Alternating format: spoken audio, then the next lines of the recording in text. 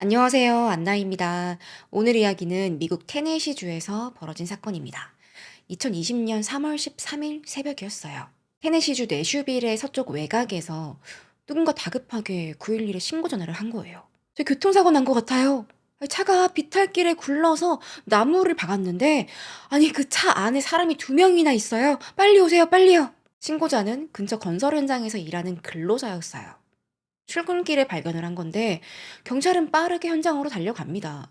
가서 보니 정말 차가 도로에서 이탈해 가지고 숲속 내리막길로 냅다 달려서 나무 하나를 차 한가운데 꽝 박고 고꾸라져 있어요.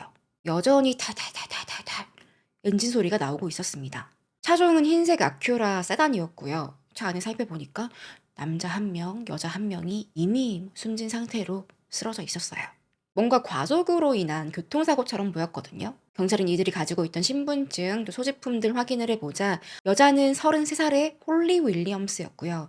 또 그녀의 남자친구 36살의 윌리엄 렌 웨이였습니다. 윌리엄은 이름을 줄여서 빌이라고 불렸어요.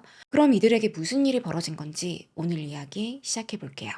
사건이 벌어진 내슈빌은 인구 71만의 도시고요. 미국에서도 음악, 그중에서도 컨트리 뮤직으로 하면 바로 내슈빌입니다. Knock, knock, knocking on heaven's door. 바로 밥 딜런이 활동하던 도시로 알려진 곳이기도 해요. 한때는요, 미국에서 발매되는 음악 대부분이 내슈빌에서 녹음된다 할 정도로 음악이 발달한 도시예요. 또 음악하면 춤이랑 술을 빼놓을 수 없잖아요. 그래서 특히 밤 문화가 발달한 곳도 내슈빌입니다. 거리엔 술집이 빼곡히 채우고 있고요. 라이브 공연도 다양한 장르로 열리는데 뭐 락, 힙합, 컨츄리, 군데군데 스트립 클럽도 있고요. 늦은 밤에 새벽 시간에도 번쩍번쩍 여기가 낮인가 밤인가 착각하게 만드는 도시입니다. 이 밤거리에는요. 유명한 커플이 하나 있었어요. 바로 빌과 홀리. 이 커플은 데이트할 때 어디 하이킹을 간다든지 영화를 보거나 쇼핑몰 이런 데 가는 게 아니라 꼭 밤에 나와서 클럽이나 바, 막 술집에 자주 돌아다닙니다. 술 마시고 웃고 떠들고 매일같이 내슈빌 시내를 뿔뿔거리면서 다니니까 이 동네에 좀 자주 온다, 밤 마시를 좋아한다 하는 사람들은요. 커플을 모르는 사람이 없었어요. 먼저 홀리에 대해 알아보면요. 테네시주 머프리버러에서 나고 자랐습니다. 그녀의 인생은 뭐 그닥 순탄치 않았는데요. 집이 좀 시끄러웠어요. 부모님이 맨날 싸워서 결국 홀리가 어릴 때 이혼을 하게 됐는데 양육권을 아빠가 갖게 됐어요. 그러다 아빠가 재혼을 하면서 새엄마랑 같이 지내는데 뭐그 사이 친엄마랑의 관계가 점점 소원해지다가 결국에는 엄마랑 관계를 완전히 끊어버립니다. 홀리가 성인이 되었을 때는요, 사람들이랑 술 마시는 걸 좋아하고, 이렇게 시끄러운 클럽에서 막 춤추면서 노는 걸 그렇게 즐겼는데요. 홀리가 사는 곳은 좀 외곽이었습니다. 도시에 가서 신나게 놀고 싶은데, 여기는 완전 개 노잼이야. 그렇게 머프리즈버러에서 내슈빌까지 밤마다 왔다 갔다 하다가 도저히 안 되겠다. 결국엔 내슈빌이 눌러 앉게 됐어요. 스킨케어 자격증을 땄는데, 이 살롱에서 손님들 얼굴 마사지 해주는 일을 시작합니다. 이 살롱에서 말도 잘 통하는 친구 마리도 만나게 돼요. 둘은 절친이 되는데요. 일 마치면 마리랑 같이 스포츠바에 가서 막 풋볼도 보고 맥주도 마시면서 이 맛에 내가 내슈비를 사는 거 아니야. 하루하루 즐겁게 보냈다고 해요. 그녀의 지인들은 홀리를 보면 마릴린 monroe랑 비교를 했다고 해요. 잘 웃지, 유쾌하지. 왜 우리 주변에도 같이 있으면 괜히 기분이 좋아지고 마음 편하게 해주는 그런 친구들 있잖아요. 홀리가 딱 그랬어요. 마음씨도 고왔습니다. 한 번은 어떤 일이 있었냐면 홈리스가 추운 겨울에 구걸을 하고 있는데 저기 이 옷 입으세요. 홀리 자기가 입고 있던 자켓을 그냥 벗어준 일도 있었어요. 이런 모습 보면 남자들이 당연히 반하지 않겠어요? 홀리가 이렇게 바에 앉아 있으면 남자들이 먼저 와서 이렇게 담뱃불도 붙여주고 맥주도 한 잔 사주고 이게 플러팅 세례를 했다고 합니다. 이 남자들 중에 한 명이 홀리랑 인연이 닿았는데요. 바로 빌이었어요. 빌의 직업은 자동차 정비사였습니다. 홀리랑 비슷하게 사람들 만나고 웃고 떠드는 거 이렇게 좋아하는 에너지가 뿜뿜 넘치는 남자였어요. 내슈빌에 있는 술집에서는 여기저기서 파티가 자주 열렸는데 그중엔 항상 빌이 있었습니다. 특히 주말마다 가던 단골집이 있었는데요. 문 열고 딸랑 하고 들어가면 거기에 있는 사람들이 다 빌이랑 인연이 있는 거예요. 왜 심슨 가족에 나오는 이렇게 모라는 술집 있죠? 항상 그 술집에 가면 친구들이 이미 한 판 버리고 앉아 있어요. 빌도 마찬가지. "어이 빌. 헤이 빌." 모두가 아는 척하고 인기 있는 사람이었습니다. 이렇게 만인에게 사랑받는 젊은 커플이 어쩌다가 이런 사고를 당하게 된 걸까? 담당 수사관은 윌로버 형사였는데요. 이 사건을 음주운전 교통사고로 봤어요. 내슈빌에서는 밤에 술 먹고 뭐 약하고 운전하다가 이렇게 이제 꼬라박는 사고가 자주 있었거든요. 그래서 아유, 뭐 이 커플도 술 마시고 뭐 이거 약도 한 거 아니야? 의심을 하는데 차를 도로로 끌어내서 좀 살펴보니까 뭔가 이상한 거예요. 범죄의 냄새가 나는데? 보통 교통사고면 사람이 운전석에 당연히 한 명이 앉아 있을 거고 다른 한 명은 조수석이나 뒷자리에 한 명 이렇게 앉아 있겠죠. 그런데 빌은요. 물구나무 선 것처럼 머리가 차 바닥에 닿아 있고 발이 천장을 향해 있어요. 홀리는 뒷좌석 바닥에 깔려 있고. 경찰은 '아 이거 안전벨트를 안 매서 이 차 안에서 떼굴떼굴 구른 건가?' 싶었는데 이 시신을 차에서 꺼내 보니까 답이 나왔습니다. 너무나 선명한 총알 자국들. 빌은 머리에 한 발, 홀리는 머리에 한 발, 또 왼쪽 복부에 한 발. 살인 사건이었어요. 윌로버는 가장 먼저 커플들 사이가 어땠나 주변의 지인들을 상대로 조사를 하는데요. 알고 보니 이 둘 사이에 문제가 정말 많았던 거예요. 싸우고 헤어지고 그러다 다시 만나고 도대체 몇 번을 헤어지고 만난 건지 본인들도 기억을 못할 정도로 N회차 커플이었습니다. 게다가 빌? 이 뭐야? 전과 기록이 있네? 사고 나기 며칠 전에 홀리를 폭행해서 가정폭력범으로 체포됐다가 보석으로 풀려난 상태였어요. 재판 기다리고 있는 와중이었습니다. 이런 커플의 모습은요, 홀리의 친구 마리가 다 지켜보고 있었는데요. 홀리 몸에는 상처가 아물기도 전에 또 새로운 상처가 나 있고, 마리는 제발 좀 빌이랑 헤어지라 말을 해도 둘이 절대 안 헤어지는 거예요. 그러다 어느 날 아침에 출근을 했는데 홀리 눈이 완전 시커멓게 멍이 들어 있고 입술을 막 땡땡 부은 채로 출근을 한 거예요. "홀리, 너 설마 또 맞은 거야? 왜 그래?" 홀리는 펑펑 울면서 "내가 진짜 이번엔 꼭 헤어질 거야. 내가 어제 그 새끼 경찰에 신고해서 체포됐거든. 이제 나도 몰라. 깜빵에서 살든가 말든가 알아서 하라 그래."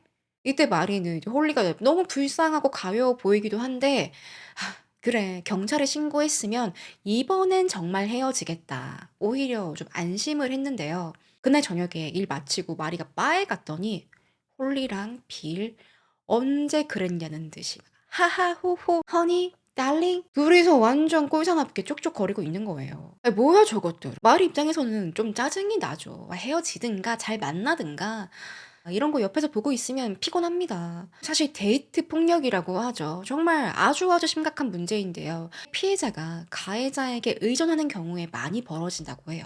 눈탱이 밤탱이 되게 맞고 나서도 가해자가 무릎 꿇고 "미안하다. 다시는 안 그럴게." 울면서 빌면 "아 그래. 내가 사랑하니까." 다시 만나 주고 무한 반복되는 거지. 마리가 목격한 이 폭력도요, 한두 번이 아니었어요.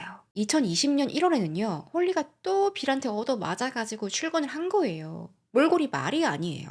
"말리지 마. 나 진짜 진짜 찐으로 헤어질 거야." 마리는 저러다가 또 뭐 다시 만날 거면서 생각했는데 이번엔 조금 다른 거예요.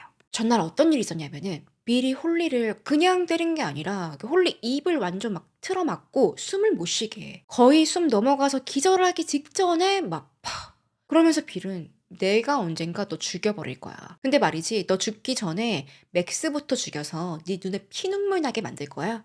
맥스는 홀리가 키우던 강아지입니다. 정말 자기 목숨보다 더 소중하게 아꼈는데요. 맥스 데리고 지금 협박하는 거예요. 얼마나 소름 끼쳤을까. 그런데 이날 일이 터지고 말아요. 홀리가 퇴근하고 집에 딱 왔는데 "맥스! 맥스!" 맥스가 사라진 거예요. 가슴이 덜컥 내려앉고 홀리는 집 근처 샅샅이 살펴보는데 어디에도 없어요. "맥스! 맥스!" 그리고 며칠 뒤에 맥스는 홀리가 살던 아파트 근처 도로 옆에 있었고요. 맥스는 평소처럼 꼬리를 흔들지도 않았고 짖지도 않았습니다. 홀리가 다가와도 반겨주지도 않았어요. 그 추운 겨울에 뻣뻣한 몸으로 죽어 있었어요.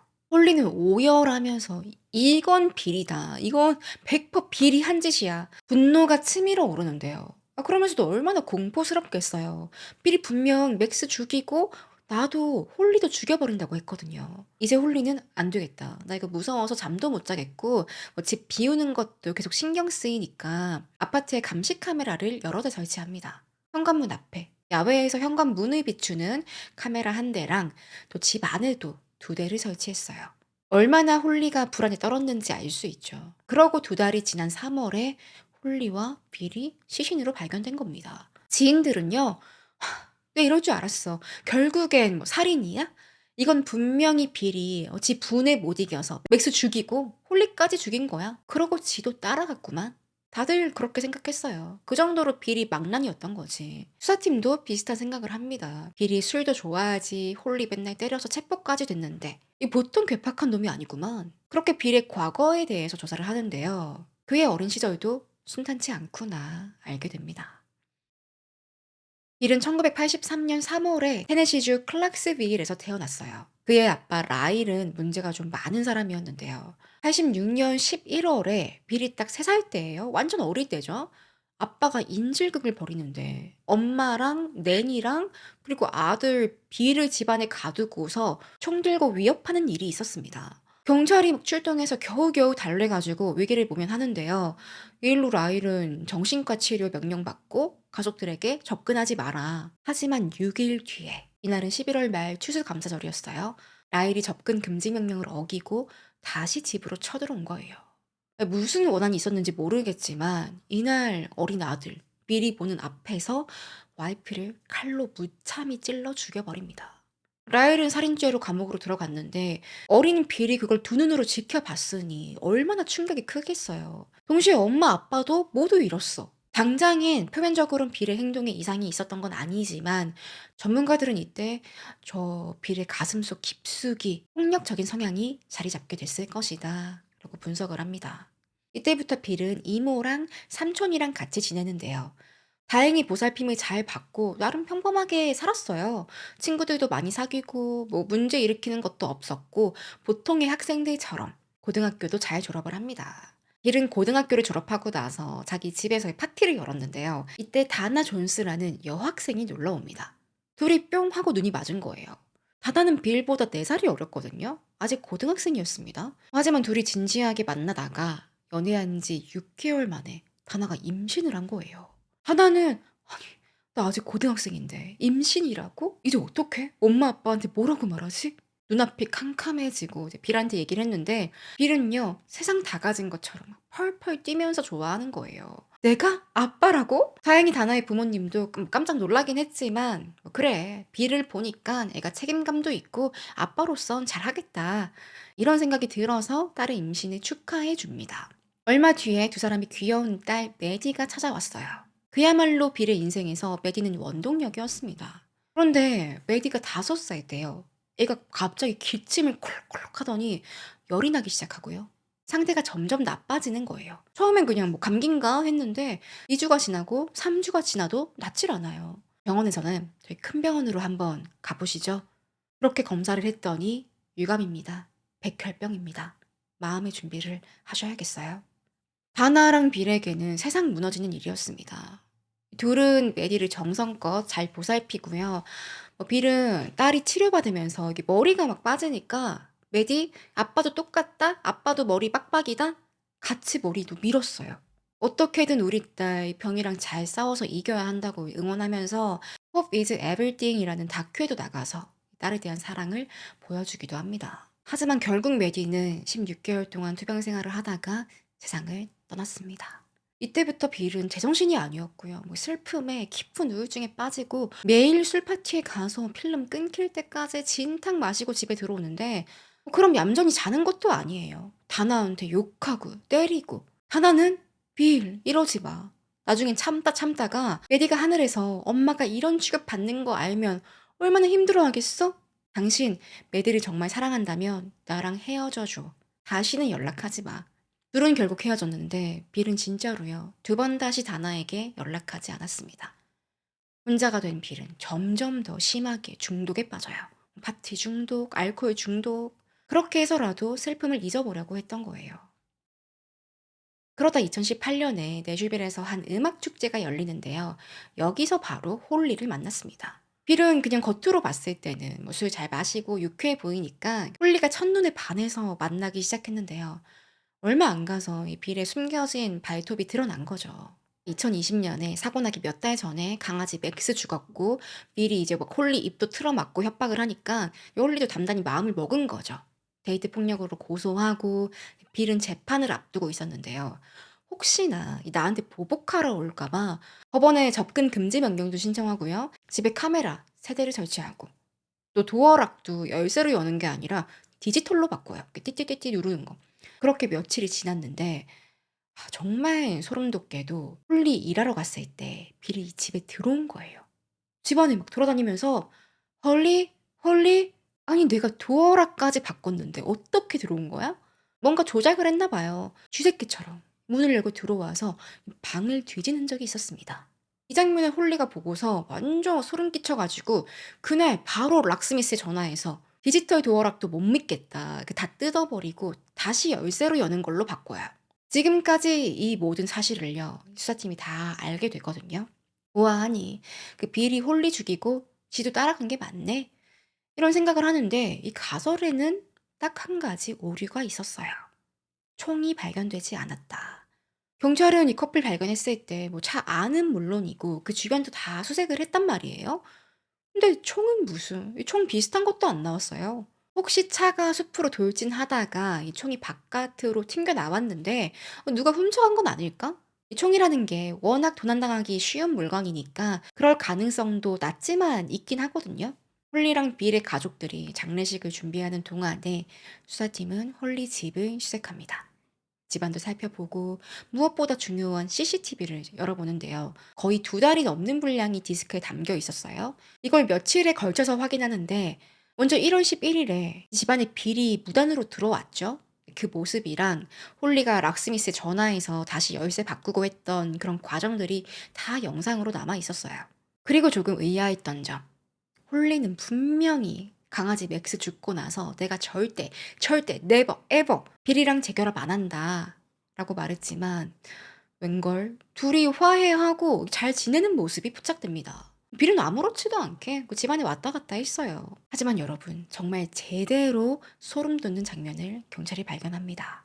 이게 발견되고 나서 이 사건이 완전히 새로운 국면을 맞이해요. 이걸 담당했던 수사팀이요.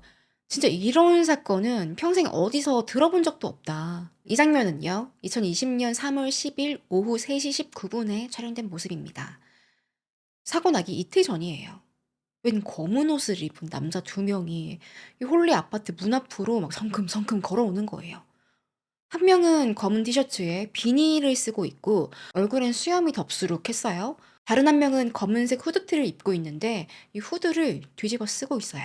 이들은 홀리 집을 비추는 그 카메라를 알고 있었던 건지 아님 그냥 신원을 감추고 싶었던 건지 고개를 푹 숙이고 이 손으로 얼굴을 막 가리기도 하고요. 어딘가 모르게 수상해 보였습니다.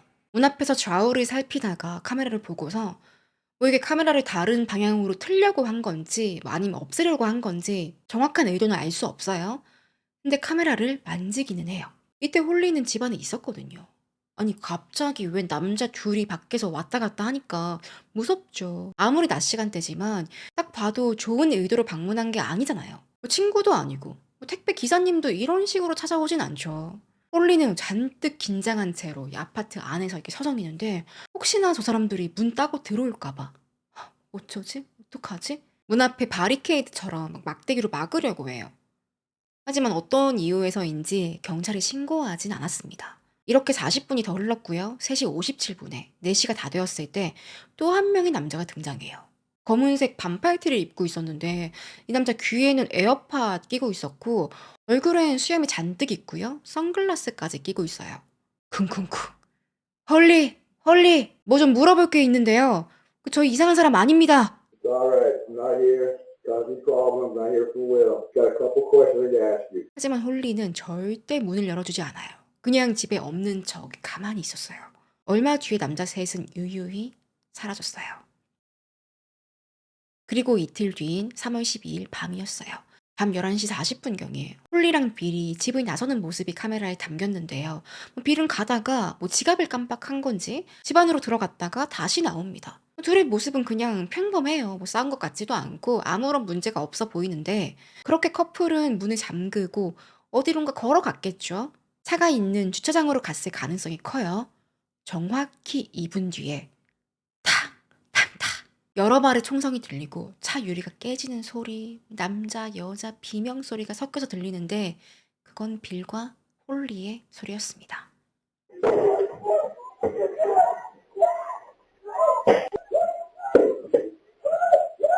특히 홀리는요. 거의 1 분이 넘게 괴성을 지르다가 그 소리가 점점 희미해지거든요. 그러고 다시 고요해져요. 이게 12일 밤이었는데 얼마 뒤에 몇 시간 뒤인 13일 새벽에 홀리 차량이 사고 난 채로 발견된 거예요. 분명 수사팀은 빌에게 살해 동기가 있네?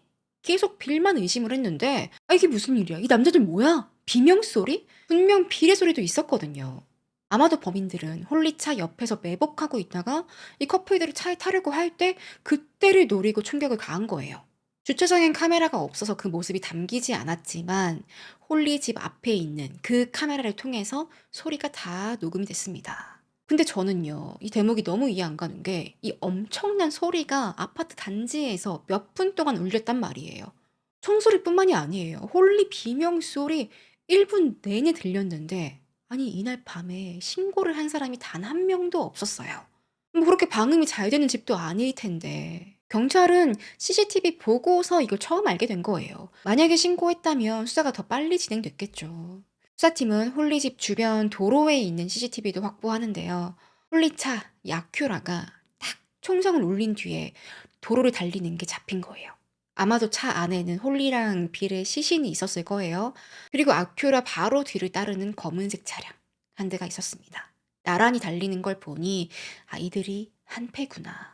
수사팀은 지금 강력히 의심되는 이 남자들, 이틀 전에 홀리 집에 뭐 거의 반무장 상태로 찾아왔던 그 문 두드리고 했던 그 남자들을 빨리 찾아야 한다. 선명하진 않지만 그래도 얼굴이 카메라에 잡혔으니까 전단지를 만들어서 내슈빌 전 지역에 뿌렸어요. 내슈빌 홈페이지에도 올라가고 뭐 이렇게 생긴 사람 제보해 주세요. 대대적인 공개 수사가 벌어졌지만 단서를 제공하는 사람은 없었습니다. 형사 윌로버는요, 이 전단지 들고서 이 홀리 찐친 마리를 찾아가는데요. 마리는 뭔가 망설이는 것처럼 저기 형사님, 제가 지난번에 얘기 안 한 게 있는데요. 사실은 홀리 직업이 하나 더 있어요. 그게 무슨 말일까? 홀리 피부 관리사 아닌가? 또 다른 일을 한다고? 그건 바로 마사지보다 훨씬 더 돈을 많이 버는 에스코트였습니다. 쉽게 말하면 매춘부인데요. 이런 화류계 쪽에서 일하는 사람들을 에스코트라고 해요. 이게 또 그 안에서도 나뉜다고 해요. 누구는 뭐 진짜 이렇게 관계를 하는 에스코트고, 누구는 뭐 손만 잡는 에스코트, 누구는 밥만 먹는 에스코트, 여러 가지가 있다고 하는데, 홀리가 속해 있는 회사는 큰 손들, 미국 정치인, 연예인, 어디 회장님들 상대로 데이트해주는 서비스만 제공했다고 합니다.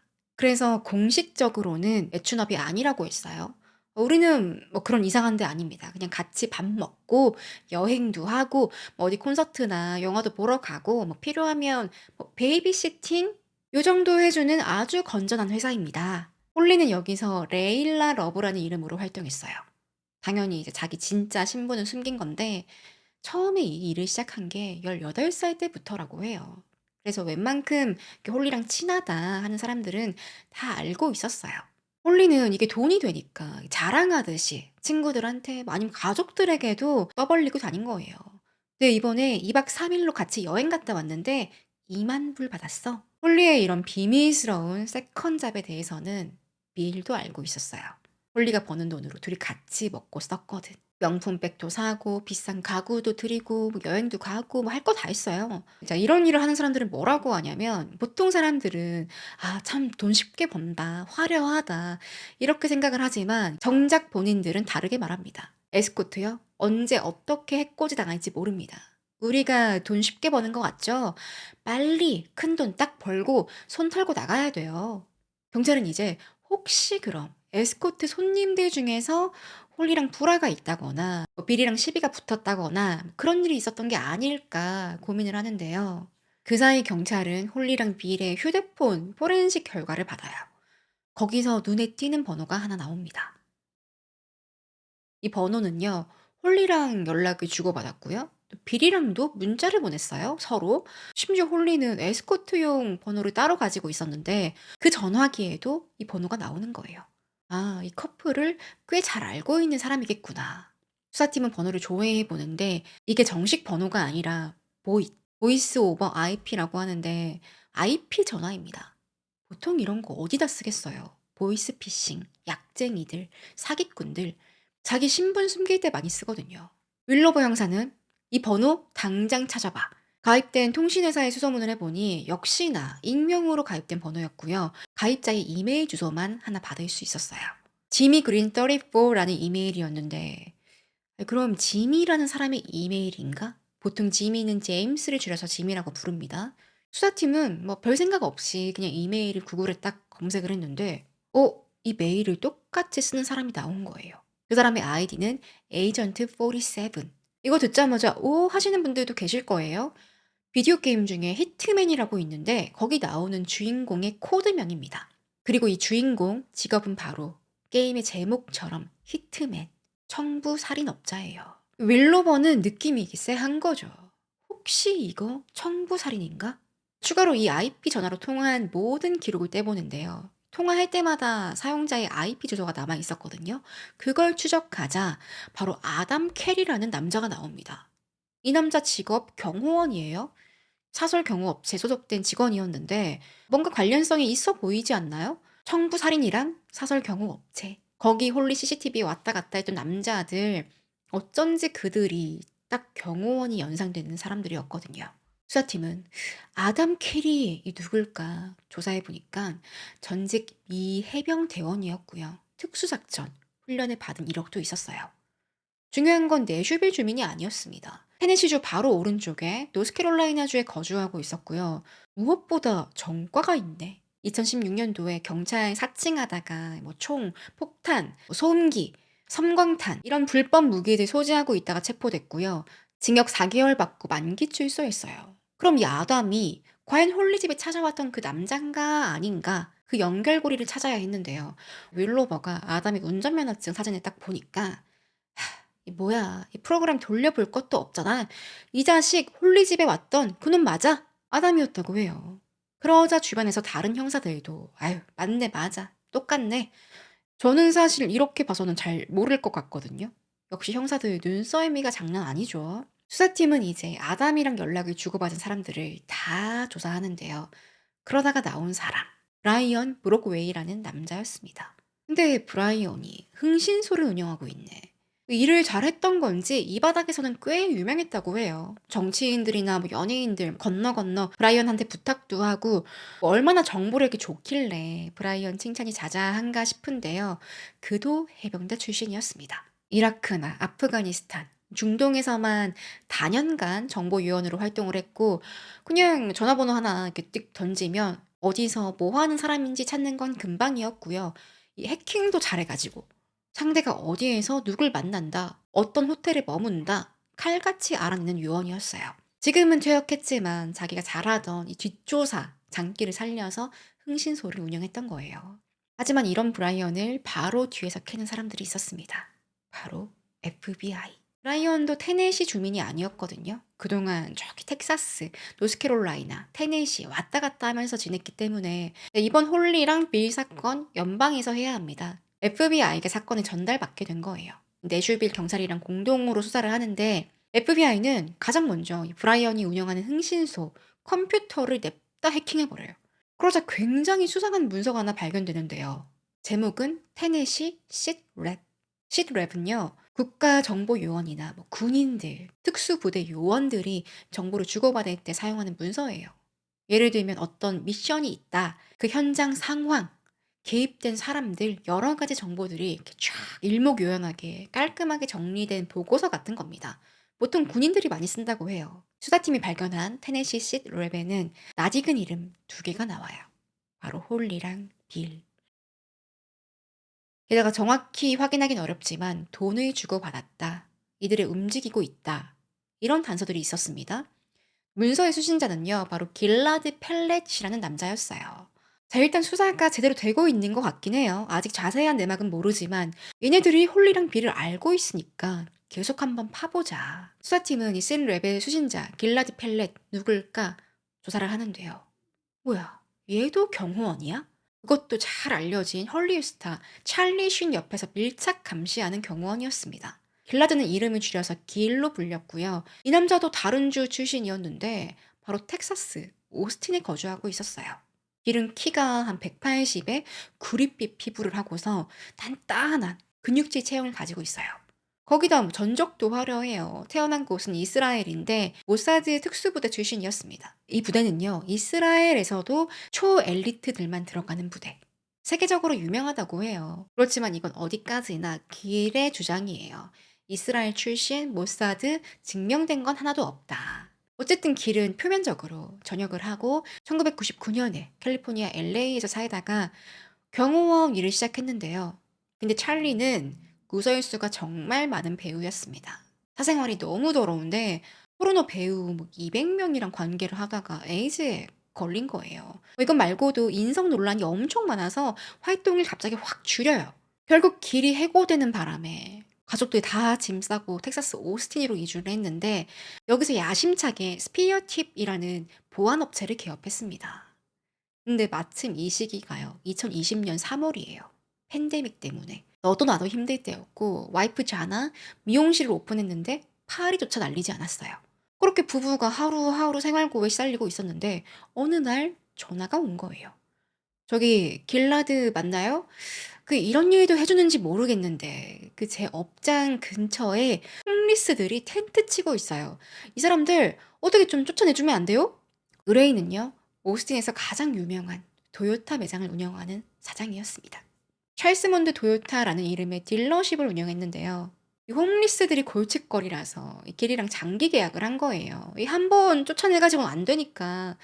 길은 안 그래도 일거리가 없는데, 어이쿠, 사장님, 감사합니다. 여기 홈리스들 얼씬도 못하게 할게요. 이런 불경기에 길한테 이런 고객은 정말 충성을 다할 만한 그 소중한 큰손이었어요. 딜러십 오너의 이름은 에릭 몬드였고요. 오스틴에서 꽤 유명한 인사였습니다.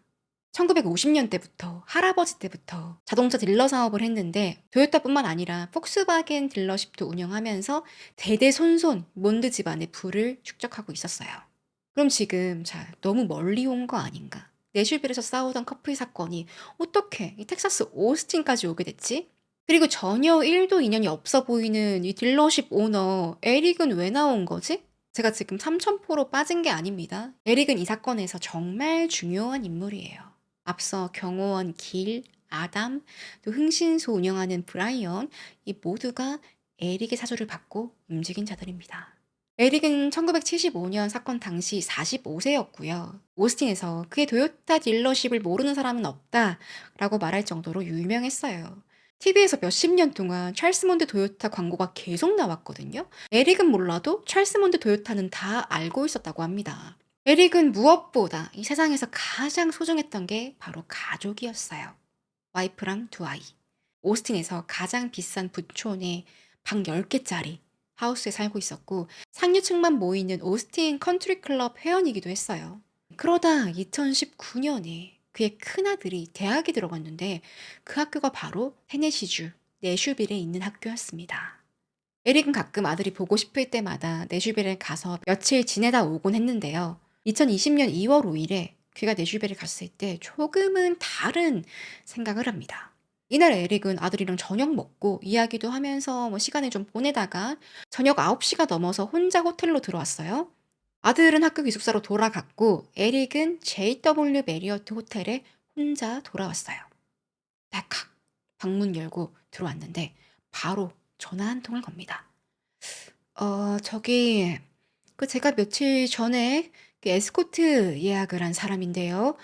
제가 지금 호텔로 왔는데 오면 연락하는 게 맞나요? 반대편 수화기에서는 아, 네, 아가씨 바로 출발시키겠습니다.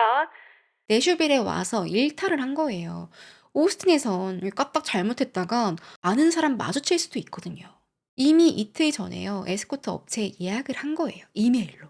2월 5일 저녁 9시 반에 칵테일 한 잔 할 여성이 필요합니다. 90분짜리로 잘 부탁합니다. 에릭은 정확히 9시 반에 호텔 바에서 에스코트를 기다리는데요. 저기 사장님 맞죠? 그 여성이 바로 레일라 러브, 본명 홀리 윌리엄스였어요. 그렇게 둘은 칵테일 한 잔, 두 잔 기울이다가 뭐 이 에스코트 업체는 뭐 절대 뭐 그 끝장 보지 않는다. 그러지 않습니다. 아주 건전한 서비스입니다.'라고 말을 했지만 에릭이랑 홀리 호텔방 안으로 들어왔어요. 성인 남녀가 방 안에서 할 일이 뭐가 있겠어요. 카드놀이, 부루마블 그렇게 서비스가 끝이 났어요. 홀리는 다음날 살롱에 출근해야 하니까 집으로 돌아오고 에릭도 다음날 오스틴 가서 일상으로 돌아갑니다. 이 둘 사이엔 아무런 문제가 없었어요. 뭐 시비 털린 것도 없었고 뭐 누군가 가학적인 걸 요구하지도 않았고 그냥 짧게 만나고 헤어진 거예요. 거의 한 달 뒤인 3월 1일에 띵! 에릭 휴대폰에 장문의 문자 메시지가 온 거예요. 얼마 전에 에스코트 부르셨죠? 가족들도 이 사실을 알까 모를까? 내가 사진 다 갖고 있는데 25,000불 주면 그 사진 지워줄게. 아니면 내가 오스틴에서 당신 완전 나락 보낼 거야? 협박 문자였어요. 25,000불이면 한 3,500만 원쯤 돼요. 이거 안 주면 가족이랑 오스틴 뭐 지인들에게 다 불어버리겠다는 거예요. 심지어 협박범이 에릭이 오스틴에 살고 있는 것도 알고 있죠. 에릭은 여기서 완전 문어발이었단 말이에요. 소위 자산가들, 아님 정치인, 종교인, 연예인 다 뭐 두루두루 알고 지냈는데 영업도 너무 잘해서 도요타 본사에서 감사패도 주고 그럼 에릭은 이건 다 우리 시민들 덕분입니다.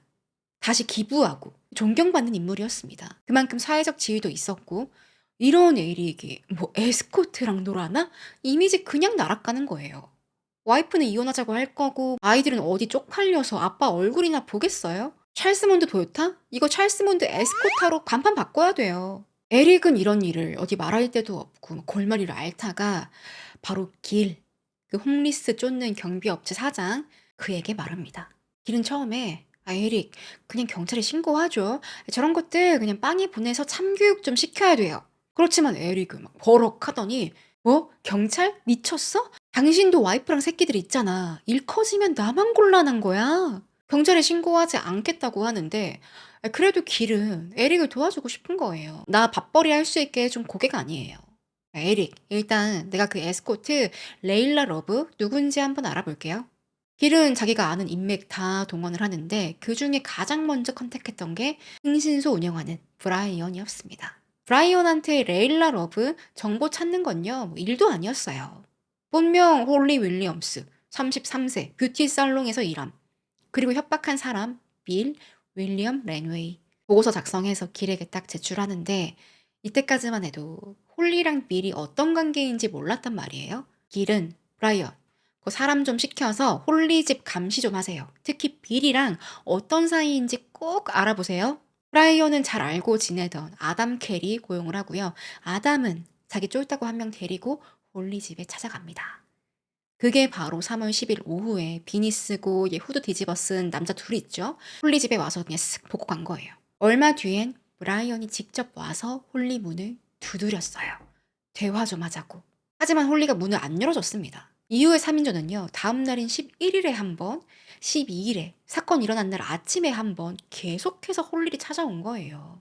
아마도 홀리 집 주변에 떠나지 않고 뭐 계속 감시하고 있었던 거겠죠. 결국엔 홀리 남자친구가 협박범 빌이네. 이것들이 작당하고 에릭한테 한탕 뜯으려고 했구만. 참고로 길이 이 모든 지시를 하고 있었고요. 브라이언이랑 뭐 아담 또 아담의 쫄따구는 에릭의 존재조차 전혀 몰랐다고 해요. 그런데 3월 11일에 지금 홀리 집 주변에서 3인조가 숨어서 계속 지켜보고 있는 이 와중에 이때까지만 해도 얘네 이 협박범 빌 어떻게 할까? 잡아다가 혼쭐 내줄까? 경찰에 신고를 할까? 뭐 고민을 하고 있는데 이날 에릭의 집에 전화가 한 통 걸려옵니다. 뚜루룽 뚜루룽 여보세요? 에릭이 받았어요. 그 문자를 잘 받았나 모르겠네요. 지금 열흘이나 시간 줬는데 25,000불 언제 줄 거야? 빌이 이제 에릭 집에 연락을 한 거예요. 에릭 완전 기절 초풍이었지. 아니, 이 전화를 내가 받았으니까 망정이지. 만약에 와이프가 받았어? 생각만 해도 섬뜩한 거예요. 에릭은 점점 똥줄 타기 시작했고 길한테 연락해서 아니 길, 이 자식이 말이야. 지금 우리 집으로 연락했어. 어떻게 좀 해봐. 길은 고민하기 시작합니다. 그냥 죽여버릴까요? 그렇게 둘이 살인에 합의했어요. 다음날 길은 브라이언이랑 아담을 불러내서 야, 조용히 사람 하나 죽이자. 빌 레뇌이. 근데 그 빌 계속 보니까 옆에 항상 홀리가 붙어 있던데? 아, 그래. 그럼 일단 빌은 무조건 죽이는 거야. 근데 상황 봐서 걸리적거리면 둘 다 죽여. 살인의 대가는요. 아담, 브라이언 각각 6만 불씩 8,300만 원이었고 이들은 오케이 합니다. 길은 바로 에릭에게 연락을 하는데 사장님, 제가 깔끔하게 일 잘해주는 친구들을 불렀습니다. 얘네들 다 해병대 출신이라서 아주 베테랑이고요. 쥐도 새도 모르게 잘 처리할 거예요. 근데 그 예산이 길은 에릭한테 무려 90만 5천 불을 받았어요. 12억 6천만 원입니다. 이 돈 지가 다 처먹고 겨우 6만 불 나눠준 거예요. 아니 뭐 살인마한테 양심을 바라는 건 아닌데 그래도 그렇지 12억 중에 8천만 주다니. FBI는 이 네 사람 에릭, 길, 브라이언, 아담 냄새가 난다 판단을 하지만 무턱대고 체포하거나 뭐 기소할 증거는 없거든요. 밝혀진 건요. 사건 당일에 에릭이 길한테 15만 불, 한 2억 원을 송금했는데 원래 에릭이랑 길은 홈리스 내쫓는 계약을 했으니까 이게 청부 살인의 대가라고 보기엔 어려웠습니다. 뭔가 뭐 자백이라도 유도할 만한 최소한의 증거가 필요했어요. FBI는 함정 수사를 계획하는데요. 바로 아담의 쫄따구에게 접근을 합니다. 이 쫄따구는 처음에 홀리 집 앞에 왔다 갔다 했지만 실제 살인은 가담하지 않았거든요. 그에게 연락해서 야, 이 쫄따구야. 너 지금 체포될래? 아니면 우리한테 협조할래? 협조하면 네 형량 최대한 낮게 해줄게. 할 거야, 말 거야. 그는 고개를 끄덕끄덕했어요. 자, 쫄따구가 아담에게 연락을 하는데요. 다 녹음되고 있었죠. 아담, 그 히트맨 또 찾는 사람이 있는데요. 그 할 수 있어요? 그 얼마나 받아야 하죠? 아담은 솔깃해하면서 그래? 아, 그래, 알았어. 의뢰인한테 6만 불 얘기해. 절대 그 5만 불 이하로는 안 된다. 이렇게 내고도 가능하다는 식으로 답을 합니다. 이후에 언제, 뭐 어떤 식으로 살해야 할지 구체적인 계획을 세우는데요. 만날 날짜까지 정했어요. 몇 월 며칠 오스틴에 있는 레스토랑에서 봅시다. 의뢰인이 나갈 거예요. 그렇게 전화를 끊었는데 이걸로 일단은 아담을 체포할 증거는 만들어졌어요. 수사팀은 이제 FBI 요원들, 그 의뢰인으로 무장시켜 가지고 약속 장소에 나갑니다. 일반인처럼 차려입고 레스토랑에 앉아 있었는데 어? 나온 사람이요. 아담이 아니에요. 브라이언이잖아. 브라이언은 이 위장한 FBI한테 저기 그 내 차에 가서 얘기 좀 합시다. 둘은 함께 차에 탔어요. 이 모습을 지켜보고 있던 다른 요원들은 완전 비상이었죠. 일단 일이 계획대로 되지 않고 있다. FBI 입장에서는 앞으로 무슨 일이 벌어질지 모르기 때문에 상당히 불리했습니다. 혹시 브라이언이 눈치챘나? 일부러 본인이 나온 거 아니야? 뭔지 타려고? 수사팀은 땀을 뻘뻘 흘리면서 이 상황을 예의주시하고 있었어요. 다들 브라이언의 첫 마디가 뭘까 귀를 쫑긋 세우고 있었는데요. 그 선생님, 그 기사 봤어요? 네? 어떤 기사 말입니까? 아니, 그 내슈빌 청부 살인 그거 안 봤어요? 이거 보세요. it's me. 나란 말이야. 이 남자 한 명도 아니고 두 명이나 남자 새끼가 덩치가 얼마나 싸움도 겁나 잘해요. 내가 그냥 타타타. 내가 이게 얼마나 깔끔하게 죽였는데 주민들이 신고도 안 했다니까. Some of the problems that we ran into last time is we had to take them at the same time, dude. I took the big duties of fighter, man. Got my hand in the door and everything. But I still got him. 아니, 보통 영화 보면 킬러들이 말 한마디도 안 하고요. 과묵하게 돈 받고 총 쏘고 끝. 그러지 않아요? 물론 영화긴 하지만 근데 브라이언 진짜 입방정이 암만 의뢰인이라 해도 처음 보는 사람인데 무슨 폭포수처럼 뱄습니다. 이거 이어폰으로 듣고 있던 다른 요원들이 그동안 수사하면서 애먹은 체증이 싹 내려가지 않았을까요? 완전 빼박진 거 아니에요. 만약에 이게 영화였다? 그럼 그 FBI 타고 있는 그 밴 안에서는 막 뭐 이렇게 하지 않았을까요? 며칠 뒤에 노스캐롤라이나에서 아담이 체포됐고요. 같은 날 캘리포니아 샌디에고에서 브라이언도 체포됩니다. 그는 너무나 불명예스럽게도 자기 아들이 해병대에 들어간 거예요. 그 훈련병 수료식 날 아들 축하해 주겠다고 갔다가 그 자리에서 체포됐어요. 이틀 뒤에는 길라드가 텍사스 오스틴 공항에서 체포됩니다. 이제 남은 건 에릭이었어요. 근데 에릭이 어찌나 여유가 넘쳤는지 길이 운영하던 보안업체 이름이 스피어 팁이거든요.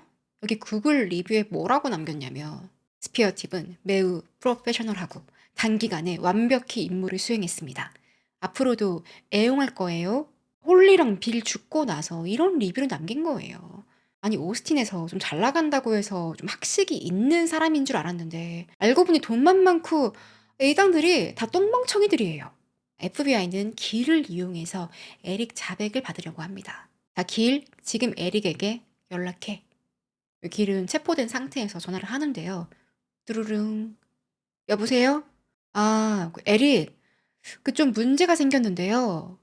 그 홀리랑 빌 사건 말이에요. 아, 나 이거 완전 들통나게 생겼어요. 그때 총잡이 하나를 고용했는데, 걔가 그 에릭 당신이 지시한 걸 알고 있네. 25,000불 더 달라고 하는데요. 25,000불은 3,400만 원입니다. 뭐? 지금 뭔 소리야? 홀리랑 빌? 지금 누구 말하는 거야? 이런 반응은 전혀 없고요. 차분하게. 아, 야, 그러면 내가 15만 불 더 줄 테니까 알아서 해결해. 영원히. 이때 에릭이 퍼머넌틀리라는 단어를 직접 썼습니다. 이 사건 다 알고 있다는 뜻이죠. 그리고 얼마나 돈으로 무마하고 싶었으면 3,400 달라고 했는데 지금 15만 불은 2억이에요. 2억을 주겠다는 거예요. 제가 봤을 땐 이건 돈 주고 해결해라. 그게 아니라 걔도 죽여라. 나 알고 있는 그 총잡이 걔도 없애버려. 이 의미 아니에요? 아니, 이 사람은 돈이면 뭐든지 다 된다. 평생 그렇게 살아온 거예요. 통화가 종료되자마자 바로 체포영장이 떨어지고요. 에릭은 당시 통화하면서 운전하고 있었거든요. 사냥 갔다가 어디로 이제 가는 길이었는데 곧 FBI랑 텍사스 경찰 차량이 여러 대가 길 한복판에서 그의 차량을 포위했습니다. 마지막 에릭까지 체포됐어요. 이 사건이 알려지고요. 오스틴 난리가 났어요. 뭐? 에릭이? 다들 안 믿었대요. 뭔가 오해가 있을 거라고. 2023년 11월 3일부터 이들의 재판이 내슈빌에서 열렸습니다. 길만 아직 재판이 안 열렸고요. 나머지 일당들은 다 재판이 시작됐는데 길은 에릭을 체포하는 과정에서 도움을 많이 줬대요. 그래서 어느 정도 감형이 예상된다고 해요. 나머지 브라이언이랑 에릭, 아담은 모르는 일이다. 무죄를 주장했는데요. FBI는 두 가지를 가지고 호소합니다. 하나는 뭐 이렇게 지들이 직접 입 밖으로 불었던 자백들. 그동안 통화하면서 아니면 만나서 나불나불 했던 거 다 녹음되어 있었죠. 이게 증거다. 그리고 또 뭐가 있냐면 CCTV. 그중에서도 총격이 있던 그 순간 장면인데요. 카메라에 인물들의 모습은 담기지 않았지만 소리가 다 녹음되어 있었단 말이에요. 이걸 검찰이 법정에서 틀어버리는데 너무 섬뜩한 거죠. 아니, 젊은 남녀가 밤에 데이트하러 갔다가 저런 변을 당해? 배심원들은 충격받아서 법정이 공포의 도가니가 됩니다. 검찰은 배심원 여러분, 상상이 되나요? 홀리는 총에 맞아 쓰러진 채 비명을 지르면서 바닥을 기어다녔을 거예요. 그녀의 마지막 순간은 비극 그 자체였습니다. 바로 저자가 벌인 일입니다. 에릭, 당신 행동 후회하나요? 에릭의 반응은 그냥 무덤덤했어요.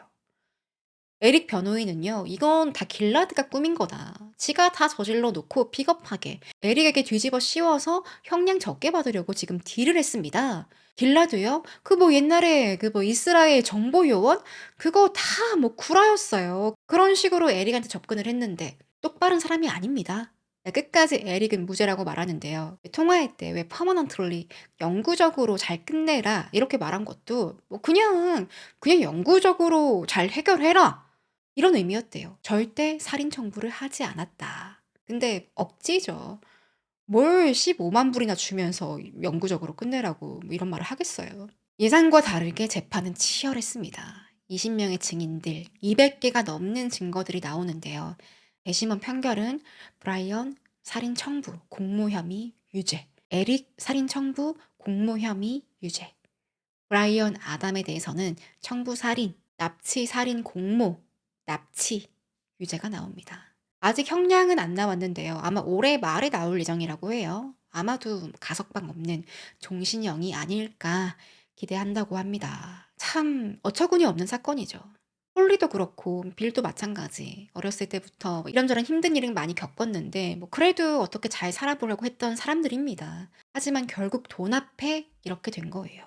특히 홀리는요. 빌이 에릭한테 협박하는 걸 몰랐을 가능성이 크다고 해요. 저는 홀리랑 빌이 둘이 작당하고서 에릭을 협박했나? 그 생각을 했는데 그랬다는 증거가 전혀 없어요.